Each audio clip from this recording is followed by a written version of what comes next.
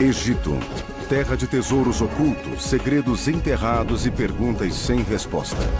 Como uma civilização que não contava com ferramentas básicas de ferro foi capaz de construir os monumentos mais emblemáticos e duradouros do mundo? Gerações de egiptólogos estudaram as pirâmides.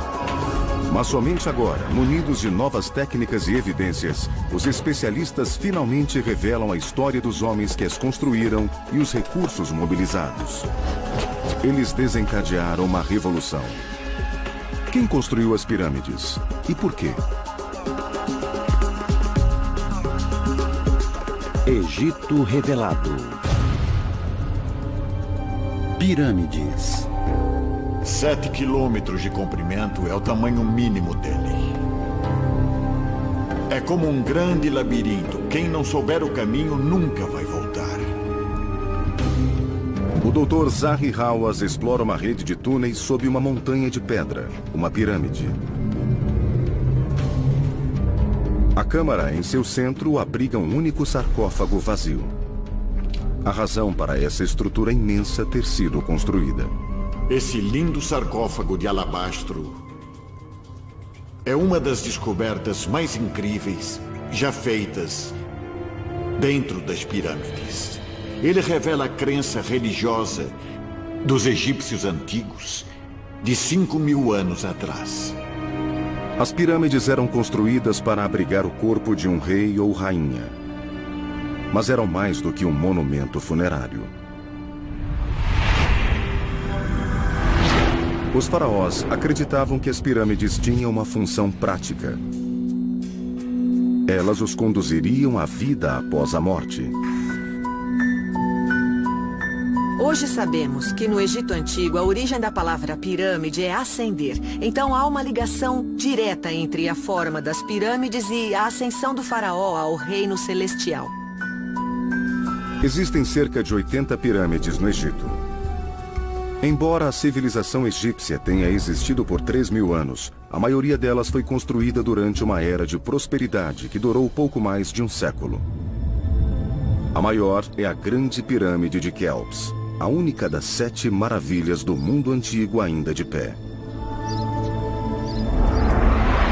Ela foi feita com quase 6 milhões de toneladas de rocha, cortadas, esculpidas e transportadas à mão. Durante mais de 3.000 anos, foi a construção mais alta do planeta. A pirâmide de Quéops está localizada nos arredores da cidade do Cairo. Ao seu lado estão pirâmides menores, construídas pelos descendentes de Quéops. São a imagem clássica do Egito. Quando ficamos diante das pirâmides, ficamos de queixo caído. Ninguém nunca viu nada parecido. E acho que isso só aumenta a aura que envolve o mistério das pirâmides. Por isso queremos uma explicação para a sua existência. É a questão que mais intriga os egiptólogos.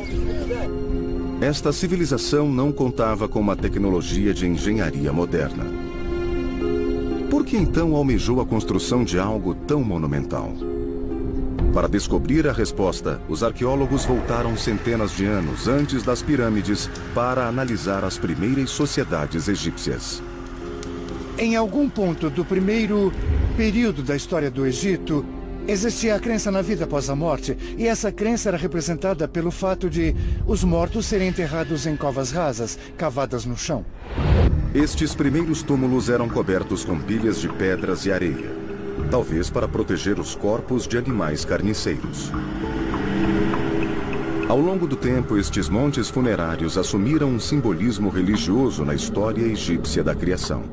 Este monte, sobre a tumba, provavelmente representa o primeiro monte emergido do oceano primordial, quando a vida e o mundo foram criados. Era um símbolo da vida, um símbolo da vida. E tinha o poder de ressuscitar o rei para a nova vida após a morte. Estes são os primórdios, as primeiras estruturas no Egito, colocadas sobre um túmulo para garantir o renascimento dos mortos. Mas como pequenos montes de areia se transformaram em imensas pirâmides de pedra? No começo eram bem rústicas, mas aos poucos se tornaram cada vez mais elaboradas. Antes eram apenas um buraco no chão coberto por um monte, e então esse monte se tornou uma mastaba. O monte se tornou uma construção, a mastaba. Em vez de pilhas de terra, tijolos de barro eram dispostos para formar paredes inclinadas, rematadas por um teto plano. O professor Gunther Dreyer passou anos investigando esta evolução. Ele acredita que estes primeiros túmulos foram construídos para que o ocupante da tumba pudesse armazenar bens suficientes em sua jornada para o outro mundo. Eles precisavam de tudo o que tinham na outra vida. Primeiro, é claro, comida. Depois, ferramentas, armas, joias, tudo. A mastaba era um misto de tumba, palácio e armazém. Tijolos de barro eram o único material de construção disponível. Os tijolos eram dispostos de uma forma específica. Uma camada, como essa, com um lado menor exposto. E outra camada, com um lado maior. E essas camadas iam se alternando para dar mais estabilidade e evitar rachaduras. Ao longo do tempo, os construtores de tumbas refinaram o uso dos tijolos. Em Abidos, cerca de 480 quilômetros ao sul da Grande Pirâmide, o professor Dreyer escavou o túmulo do faraó Khazekemui.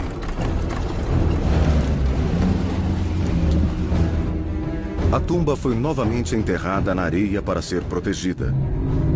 Mas enquanto estava exposta, Gunther Dreyer descobriu algo muito incomum. Essa tumba foi feita só com tijolos de barro, mas tinha uma coisa estranha. Em volta da câmara funerária, todas essas paredes foram comprimidas, a metade da sua altura original, ficando bem mais grossas. Então podemos concluir que devia ter um peso adicional em cima dessas câmaras centrais. O professor Dreyer acredita que as paredes do centro da tumba foram esmagadas pelo peso de uma superestrutura de pedra. Seriam os primeiros sinais do futuro formato das pirâmides?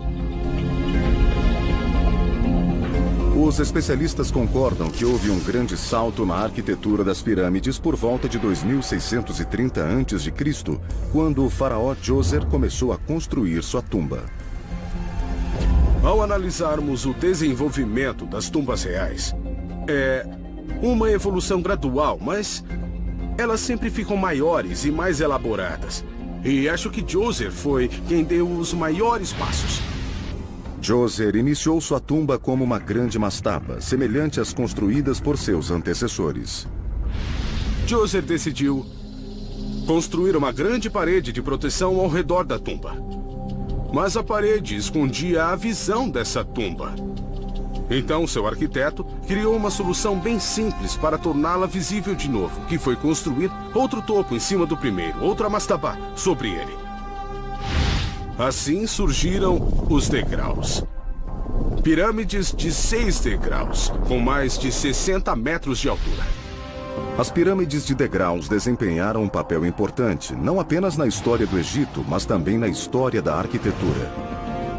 Em Saqqara, no sul de Giza, situa-se a maior construção de pedra do mundo.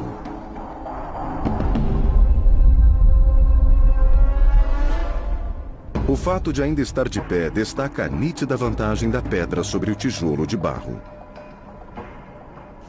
A eternidade é um período longo. Muito longo. E sem fim.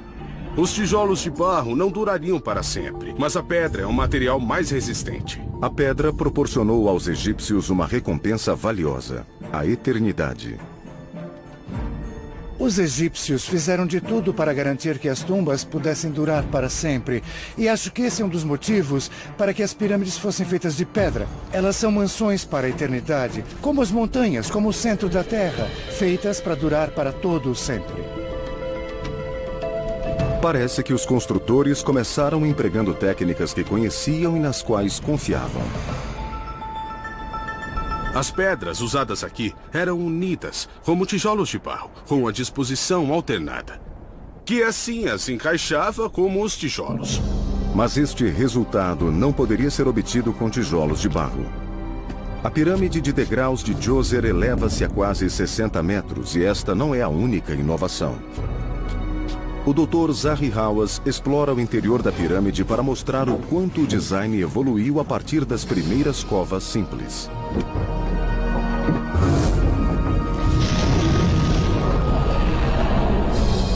Há mais de 5 quilômetros de túneis nesta tumba. Câmaras construídas sob toneladas de pedras para abrigar Djoser, sua família e seus bens com muito esplendor. Essa câmara funerária é um milagre. Um milagre da arquitetura. Uma pirâmide de degraus. A primeira pirâmide de pedra da Terra. E os arqueólogos conhecem o responsável por esta revolução arquitetônica. Eles já podem dar um nome ao homem, ao gênio que projetou as primeiras pirâmides. Muitos aspectos das pirâmides do Egito são notáveis. Seu tamanho, sua idade e o fato de ainda estarem de pé. O mais incrível é que podemos dar um nome ao arquiteto que construiu as primeiras pirâmides para o faraó Djoser. Quando falamos sobre as grandes inovações da história, pensamos na roda, pensamos na invenção do fogo e não conseguimos associar um nome a essas invenções. Mas nós temos um nome para o homem que criou a arquitetura em pedra. Especialista na arte do Egito Antigo, o Dr. Robert Bianchi acredita que os vestígios de uma estátua do faraó Djoser revelam o nome de seu arquiteto. Essa estátua foi descoberta perto do recinto das pirâmides de Djoser em 1926. É importante por várias razões. Primeiro, preservou o nome de Djoser para nós. Um dos nomes está aqui à esquerda. Quando começamos a ler as inscrições na estátua, vemos uma coisa extraordinária e quase única na história da arte egípcia, que está na segunda linha, no canto inferior esquerdo. Lemos E-E-M-O-T-E-P, o nome de Imhotep. Temos o nome de Djoser e esse epíteto que se refere a Imhotep na estátua. Djoser elevou Imhotep a um status quase divino. A estátua de um rei era sagrada, já que seria uma extensão de seu corpo. O fato de o nome deste homem mortal, Imhotep, estar gravado na estátua de Djoser é extraordinário. Então nos perguntamos por que ele faria isso. A resposta a isso talvez esteja na série de títulos que definem a posição de Imhotep no lado direito. Ele é o carpinteiro, o escultor e o designer dos vasos de pedra. Isso nos mostra as atribuições que esse homem ostentava, o que nos leva a crer que ele era o arquiteto da grande pirâmide de degraus, que foi o primeiro monumento de pedra já criado na história do mundo. Imhotep, o nome do homem que construiu as primeiras pirâmides. Ele foi o primeiro a mudar a arquitetura do mundo antigo, de tijolos de barro para pedra calcária. Ele também foi o primeiro a fazer o primeiro teto e o primeiro pilar de calcário.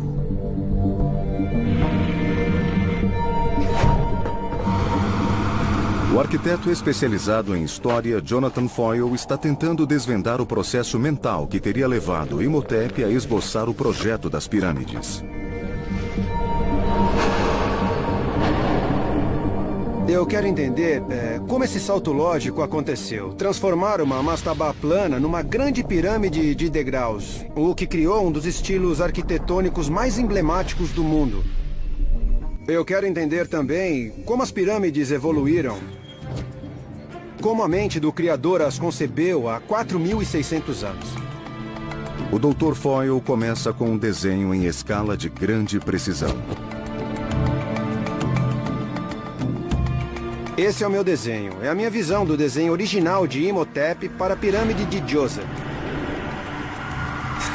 Vemos 1, 2, 3, 4, 5, 6 degraus e a base está um pouco desgastada. E o que vemos nesse desenho, que não está nas pirâmides de hoje, é o revestimento com um calcário branco bem fino. Com isso, a pirâmide parecia perfeita e brilhante aos olhos de quem a viu pela primeira vez. A pirâmide de degraus tinha 312 mil metros cúbicos de revestimento de pedra, feito inteiramente de calcário branco. Ninguém nunca havia visto algo assim.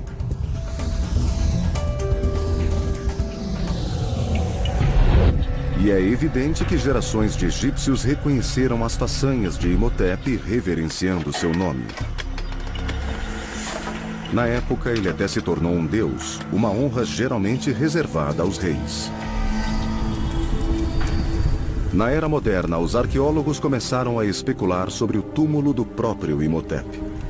Que tipo de sepulcro um mestre das tumbas construiria para si mesmo? Muitos arqueólogos dedicaram a vida a procurar essa tumba, mas ela jamais foi encontrada. Nas minhas escavações aqui, que ocorrem há mais de 20 anos, eu vejo o sonho de todos. E todos procuram Imhotep.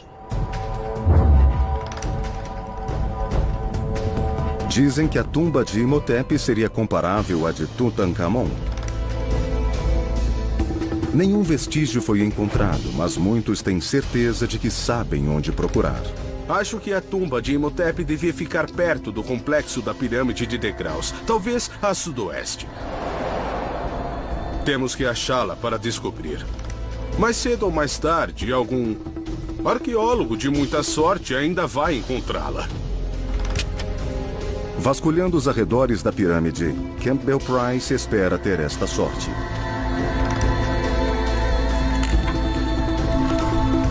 Ele trabalha para o projeto de análise geofísica de Saqqara, que mapeia o local há 17 anos. Boa parte do trabalho que foi feito no último século nos deixou mais ansiosos para encontrar a tumba do primeiro arquiteto, o construtor da pirâmide de degraus, Imhotep. Se conseguirmos localizar essa tumba, vai ser uma grande descoberta. Imhotep tinha muito mais fama do que a que Tutankhamon conseguiu depois de morto. Então, sob a perspectiva da cultura histórica do Egito, seria uma façanha incrível dizer que achamos Imhotep. Campbell Price usa um equipamento chamado gradiômetro magnético.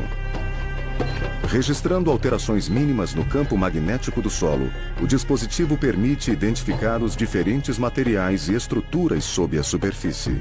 Ele fornece imagens maiores e melhores das coisas no subsolo. Gera um mapa subterrâneo, fazendo com que a escavação, que costuma ser de natureza destrutiva, possa se limitar e se concentrar no objeto procurado. Assim, podemos ter uma melhor compreensão da aparência da paisagem na época dos faraós. O gradiômetro emite um pulso magnético através do solo e monitora os sinais que retornam. Uma estrutura de tijolos de barro terá um registro diferente de uma de areia comum. Enquanto Price caminha pelo local, um plano detalhado começa a surgir. Nosso achado mais recente foi a localização de duas estruturas bem grandes, o que é emocionante, e estão entre as maiores estruturas que foram identificadas em Saqqara. Pode ser um templo ou uma tumba, provavelmente de alguém muito importante. O que temos aqui em Saqqara é uma grande estrutura antes desconhecida em qualquer mapa arqueológico. Seria incrível se fosse a tumba de Imhotep. Se Price encontrar a tumba de Imhotep, será uma descoberta de imensa importância. Mas levará algum tempo até que tenham certeza, já que qualquer escavação aqui seria lenta e meticulosa. Em contrapartida, o trabalho de Imhotep catalisou uma mudança súbita e dramática. O estilo de construção dos egípcios mudou subitamente, iniciando uma era de ambição desmedida. Ela produziu alguns dos edifícios mais espetaculares de que se tem notícia.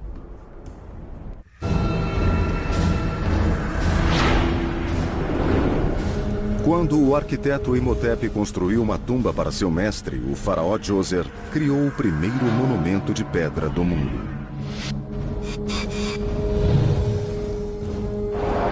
Ele também iniciou uma era de inovação visionária. A inovação de Imhotep em pedra foi revolucionária. Foi como uma luz que se acendeu, uma lâmpada. Porque em poucas gerações, os egípcios passaram da pirâmide de degraus para a grande pirâmide de Quéops.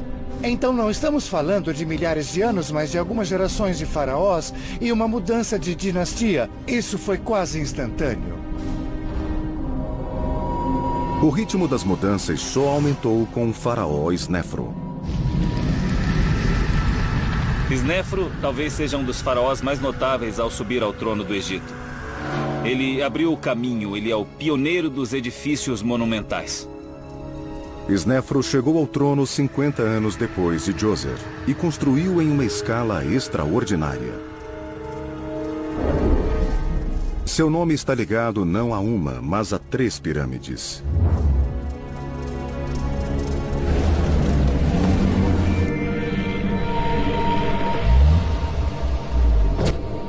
O arquiteto histórico Jonathan Foyle investiga 3 projetos bem diferentes.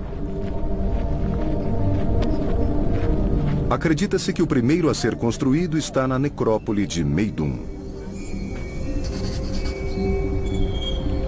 Meidum é muito interessante. Parece representar um tipo de transição, porque pega o protótipo da pirâmide de degraus, mas aumenta a escala. Esse edifício é bem maior, podemos ver por comparação direta, lado a lado. E depois que essa coisa de 8 degraus foi erguida, parece que decidiram voltar e instalar um revestimento externo. Eles queriam aplainar as laterais, embora o projeto original não fosse o de uma pirâmide. Aqui o revestimento de calcário foi raspado e agora está uma pilha ao redor da base da pirâmide.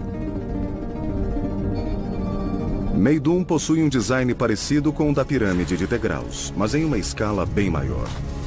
Hoje está parcialmente destruída, mas no passado chegava a mais de 90 metros. No entanto, ainda não era o suficiente para Snefru. Ele começou novamente e desta vez tentou construir a primeira pirâmide com laterais lisas. A chamada Pirâmide Torta está localizada a 40 quilômetros ao norte de Meidum. Gosto da Pirâmide Torta de Snefru. O nome é bem óbvio, porque cada lado tem 2 declives.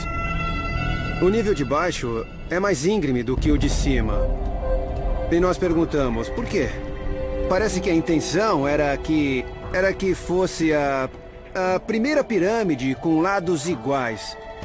Ela começou bem íngreme, com mais de 50 degraus. E se continuasse subindo, seria mais alta que a própria Grande Pirâmide. Mas então, alguma coisa aconteceu. Deve existir alguma explicação, um problema técnico que fez com que criasse um nível com um declive bem menor. Com 43 degraus para concluir. Será que foi um grande erro e um desperdício de energia? Os construtores de Snefru pensaram, vamos terminar isso e seguir em frente, porque é um experimento fracassado? Eu gosto da ideia de que a pirâmide torta era para ter sido uma pirâmide normal. Eu acho que ela representa um tipo de protótipo. E isso talvez queira dizer que houve um problema nas fundações, como rachaduras, que acabou levando à mudança no projeto. Peter Brand acredita que a forma desta pirâmide é produto da ambição excessiva dos construtores. Eles sabiam que não podiam concluir a construção que planejaram e literalmente mudaram de direção. Isso reduziria o número e também o peso das pedras no topo da pirâmide e colocaria menos pressão nas rachaduras que já tinham começado a se formar. Jonathan Foyle examina o interior da estrutura para encontrar evidências que confirmem esta teoria. Sinais que podem ter levado os engenheiros egípcios a reformular o projeto. Aqui tem uma pequena rachadura. Bom, não é muito pequena, posso enfiar o braço inteiro nela. Passa por cima da minha cabeça e vai até o outro lado. Talvez seja a forma de como a fachada foi assentada quando eles poliram as pedras por baixo. Mas eu ficaria preocupado com isso, porque não houve uma boa aderência entre as pedras por aqui. Este corredor descendente suportava o peso de mais de 1.200.000 metros cúbicos de pedras. O Dr. Foyle acompanha a rachadura que vai até o centro da pirâmide, a câmara funerária. É incrível. É como uma catedral. E tem rachaduras por toda parte. Essa parede foi dividida. Esses blocos sólidos foram separados e uma parte está se projetando sobre a minha cabeça. E tem uma grande rachadura naquela parede de baixo. Para onde quer que se olhe, tem uma grande tensão sobre a construção. É possível que Snefru, na tentativa de construir um monumento que durasse para sempre, tivesse visto estas rachaduras e abandonado a pirâmide torta para iniciar uma terceira estrutura mais sólida. Depois de muita tentativa e erro na pirâmide torta, com suas laterais inclinadas e falhas estruturais, Snefru conclui seu experimento aqui com a pirâmide do norte ou vermelha. Ela foi feita sobre uma base sólida com lados inclinados regulares e alvenaria bastante refinada. Então é bem sólida. Essa pirâmide é perfeita, mas é um colosso. Sua escala é imensa e se compararmos com o protótipo de pirâmide de degraus de algumas gerações anteriores, é totalmente diferente. Eles já tinham virado a página. Este é o produto do que Snefru aprendeu em Meidum com a pirâmide torta. A primeira pirâmide verdadeira, com lados lisos e brilhantes, imitaria os raios do sol e levaria o faraó para a vida após a morte. Após 2 tentativas, Snefru finalmente havia projetado a pirâmide perfeita. Ela seria a referência de dezenas de pirâmides que vieram depois. Mas há quem discorde desta teoria. O arqueólogo Vassil Dobrev não está convencido de que a pirâmide torta tenha sido um fracasso deixado para trás. Tem um problema com a teoria tradicional. E ele é muito simples. A pirâmide torta, que tem sido considerada um acidente, um monumento abandonado, na verdade, é a pirâmide mais preservada do Egito. Grande parte do revestimento da pirâmide ainda está intacto. Ela parece ter sido concluída. Dobrev questiona os motivos pelos quais Snefru aplicaria tantos recursos para depois abandonar um projeto que havia idealizado. Para mim, a pirâmide torta não é um acidente. Pelo contrário, é um exemplo excelente da forma como os arquitetos de Snefru construíam pirâmides. Era o começo da ideia. Era uma coisa nova, uma coisa original que ninguém nunca tinha feito antes. Se o design da pirâmide torta era proposital e ela foi concluída como previsto, por que Snefru quis fazer um terceiro monumento? A resposta talvez esteja na compreensão da finalidade da pirâmide. Uma teoria sugere que a pirâmide é uma réplica do Monte da Criação, o chamado Monte Bem-Bem, ou Colina da Criação, que surgiu no dia em que os raios do sol chegaram ao abismo aquático, iniciando a criação. O Monte Bem-Bem é o primeiro pedaço de terra a emergir do oceano no mito egípcio da criação do mundo. Dobrev acredita que a pirâmide torta represente este mito. Este elo com a criação testemunharia o renascimento do rei. E quando Snefru fez esse monumento, ele deve ter tido essa ideia de fazer um monumento parecido com o Monte Bem-Bem. E a teoria de Dobrev também explica por que Snefru construiu mais de uma pirâmide. Ele queria subir ao céu. E uma vez lá em cima, precisava descer. Então ele precisava de outro monumento, que é a pirâmide verdadeira. A pirâmide vermelha possui laterais lisas, em declives iguais, e simboliza os raios do sol devolvendo o faraó à terra. Veja, na realidade nós temos 2 pirâmides que trabalham juntas. E os 2 monumentos formavam um ciclo perpétuo de ressurreição e renascimento. As realizações de Snefru são inquestionáveis. Ele não só foi o homem responsável pela criação do formato tradicional das pirâmides, como durante o processo também construiu 3 monumentos colossais durante seus experimentos. Juntas, elas somam mais de 3.500.000 metros cúbicos de pedras.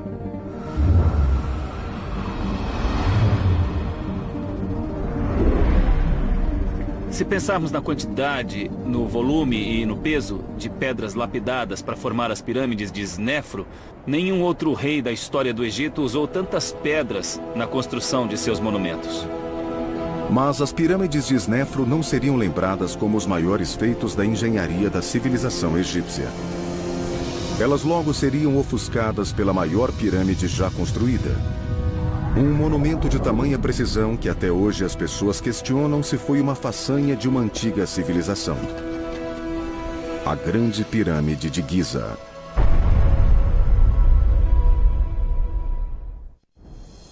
60 anos depois da construção de sua primeira pirâmide, o faraó Snefru havia aperfeiçoado o design que reconhecemos atualmente. Suas pirâmides são os protótipos, os modelos experimentais que permitiram que Kelpis construísse essa pirâmide tão perfeita desde o começo. Kelpis era filho de Snefru. Ele deve ter presenciado a construção dos maiores monumentos que o mundo já viu. Seu pai lhe deixou um legado de valor incalculável. Tanto sua visão monumental da arquitetura, quanto as pessoas para construir.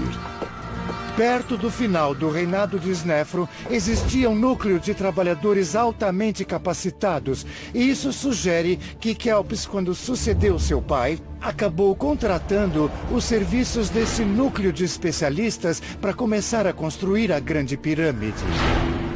Assim como Djoser havia convocado seu arquiteto Imhotep para projetar a pirâmide de degraus, Kelpis procurou um homem chamado Emiuno. Depois do faraó, ele se tornou o homem mais importante do Egito. Quando Kelpis tornou-se faraó, ele tinha que viver à sombra do pai ou fazer uma coisa ainda mais espetacular. Eu acredito que ele contratou os serviços de Emiuno para, assim, supervisionar todas as obras reais. Djoser havia superado seus antepassados até ser superado por Snefru. Agora era a vez de Kelpis e Emiuno vestirem o manto da inovação. Eu imagino Kelpis e Emiuno tendo uma longa conversa sobre a construção de um monumento que iria superar, que iria exceder o poder das 3 pirâmides feitas por Snefru. E o resultado dessa colaboração é o auge da Era das Pirâmides, a Grande Pirâmide, que é uma das 7 maravilhas do mundo antigo. É por essa razão que temos que fazer uma conexão entre Imhotep e Emiuno. Eles são o elo de uma cadeia. Um foi o homem que criou a arquitetura em pedra. E o outro, Emiuno, o homem que, na minha opinião, é responsável pelo ápice da arquitetura em pedra em uma escala jamais reproduzida em nenhum lugar do mundo. O arquiteto Jonathan Foyle caminha pela base da obra-prima de Emiuno, a Grande Pirâmide de Giza.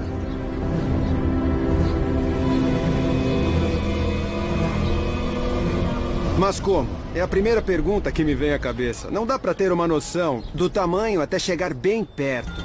As estatísticas são impressionantes. São quase 3 milhões de metros cúbicos de pedra nesse complexo. E vem de um reinado que durou menos de 30 anos. Quer dizer que, trabalhando cerca de 10 horas por dia, eles teriam que encaixar uma pedra a cada 2 ou 3 minutos, sendo que as pedras pesavam 2,5 toneladas, em média. Então, é uma façanha incrível da engenharia. Análises revelaram que as dimensões desta pirâmide são incrivelmente precisas. O local foi nivelado com tamanha precisão que a altura da base varia apenas uma fração de centímetro. As faces leste e oeste foram alinhadas de forma a apontar para o norte verdadeiro. E tudo isso foi alcançado com o uso de ferramentas muito rústicas. Isso parece ridículo que o fim da construção em pedra tenha acontecido depois da aparente perfeição que alcançaram quase que instantaneamente. Alguns vestígios recordam que a pirâmide foi construída à mão. Olhando a camada de baixo, porque toda a pedra que revestia todos os declives brancos foram removidos e o que estamos olhando são as pedras que estão embaixo. Dá pra ver o lado humano. Pessoas fizeram isso no final. Debaixo da perfeição tem vários blocos rusticamente lavrados. São irregulares, não são modulares, são desiguais e foram encaixados da melhor forma possível e unidos com argamassa. Vemos imperfeições sobre o revestimento, é bem evidente aqui. Mas isso não diminui em nada essa incrível façanha. As inovações mais impressionantes de Emiuno podem ser encontradas dentro da Grande Pirâmide. O Dr. Zahi Hawass, o arqueólogo-chefe do Egito, entra por um túnel escavado há vários séculos por ladrões de tumbas.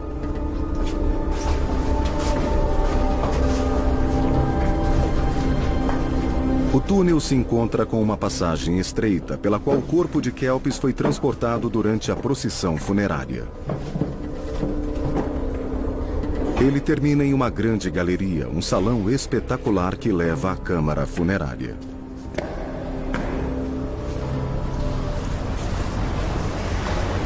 Aqui fica a incrível câmara funerária.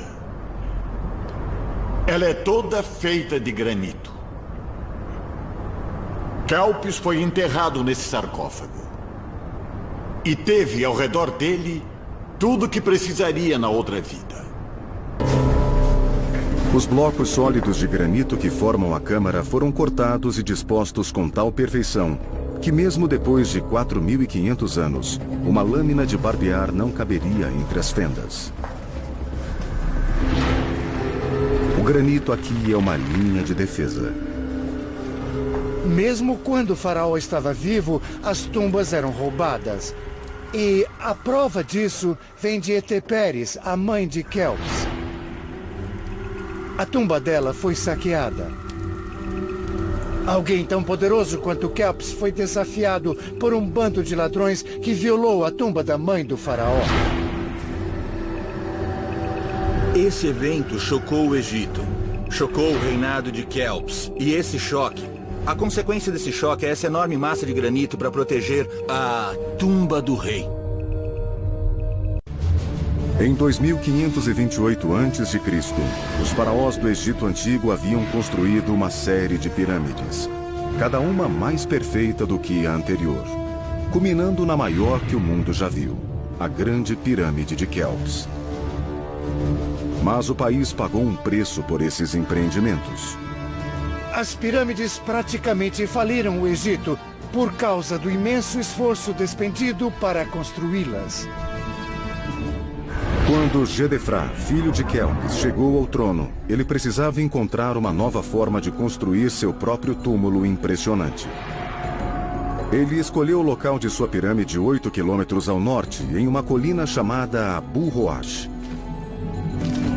O arqueólogo Peter Brand a escala para nos mostrar o que restou da pirâmide de Gedefra.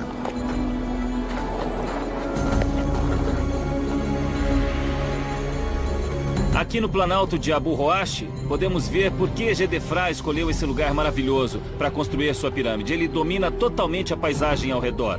À distância, podemos ver Giza, onde seu pai, Kelps, construiu a Grande Pirâmide. E apesar de a pirâmide de Kelps ser mais alta que a de Gedefra, por tê-la construído no topo de Abu Roash, sua pirâmide estava em um ponto mais elevado.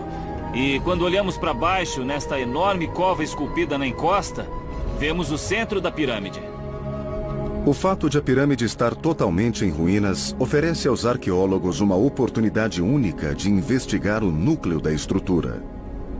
Estamos a meio caminho do corredor em declive que leva à câmara funerária de Gedefra e que agora parece uma enorme escada a céu aberto. Na antiguidade deve ter sido um túnel estreito e escuro que ia até o centro e todo esse espaço era preenchido por toneladas e toneladas de alvenaria com a enorme pirâmide de Gedefra sobre ela. Com grande parte da pirâmide vindo da própria montanha, Gedefra poderia destinar seus recursos a um caro revestimento de granito rosa, coberto pelo mais fino calcário branco. Fazendo isso, ele queria dizer: bom, minha pirâmide não é tão grande quanto a do meu pai Kelps, mas é uma pirâmide folheada de ouro, com esse maravilhoso granito. A pirâmide brilhante de Gedefra foi uma revolução no design. Menor em tamanho, mais esplêndida e parecendo mais alta que de seus antepassados. Alguns acreditam que ela deve ter sido a pirâmide mais magnífica de todas. Snefru, Kelps e seus filhos construíram pirâmides que acabaram consumindo os recursos do Egito até exaurir o país. Isso deve ter obrigado seus descendentes a desistir de igualar sua obra. Em vez disso, as gerações seguintes parecem ter buscado outras formas de atingir a imortalidade. A doutora Melinda Hartwig é especialista na arte funerária do Egito Antigo. Ela está visitando a pirâmide do faraó Unas, que reinou cerca de 200 anos depois de Kelps. A questão não era mais o tamanho. A construção das pirâmides era uma empreitada enorme, que consumia muitos recursos, uma grande quantidade de trabalhadores e exigia um grande poder de administração. Então, quando chegamos à quinta e sexta dinastias, as pirâmides são menores, cerca de 1/3 do tamanho das obras anteriores. Agora a ênfase parece se deslocar para o design do interior. A decoração das paredes revela uma coleção de encantamentos e orações para ajudar o faraó na vida após a morte. O texto que vemos nessa parede aqui deve estar ligado ao ritual de ressurreição de Unas. Antes, a pirâmide era o suficiente para ajudar na ressurreição do rei, para levá-lo a outra vida. Mas na época dessas construções, na quinta e sexta dinastia, a pirâmide é um pouco menor e a ênfase passa a ser colocada nessas inscrições. Elas são a proteção oferecida ao faraó para uma ascensão segura. O que nenhum encantamento conseguia repelir era a ameaça dos ladrões de tumbas, tão persistentes que nada era capaz de afastá-los. A única saída lógica era esconder as tumbas. As pirâmides eram como faróis para os ladrões. Então, isso leva ao novo reinado em que os reis decidem se enterrar no Vale dos Reis para evitar saques. No isolado Vale dos Reis, os túmulos foram escondidos sob penhascos altos. O topo de uma montanha domina a paisagem, criando uma pirâmide natural. Uma evocação dos rústicos montes sagrados sob os quais os primeiros egípcios enterravam seus mortos. A localização de cada túmulo era mantida em segredo. E esse foi um dos motivos para que a tumba de Tutankhamon conseguisse permanecer escondida por tanto tempo. A tumba foi enterrada no Vale dos Reis, e seus arquitetos e projetistas tiveram o trabalho de camuflar a área ao redor para que parecesse uma paisagem desértica. Todas as pirâmides foram saqueadas e saíram de moda entre os faraós, mas ainda permanecem de pé.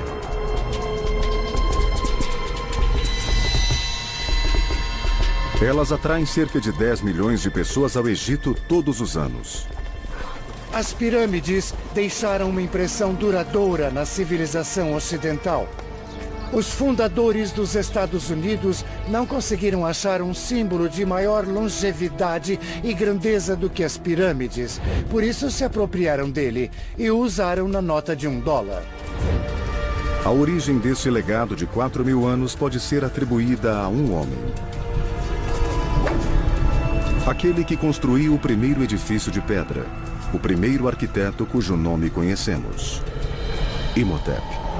As coisas teriam sido diferentes se não fosse pela arquitetura de Imhotep. Ele visualizou os elementos da construção em pedra e projetou a pirâmide de degraus que acabou levando à grande pirâmide de Giza.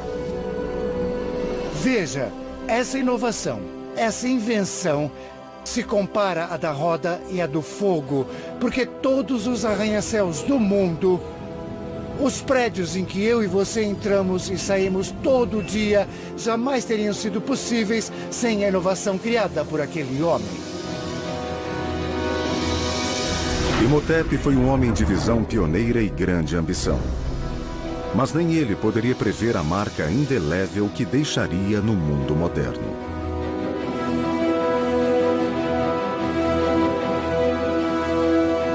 Versão brasileira, Vox Mundi.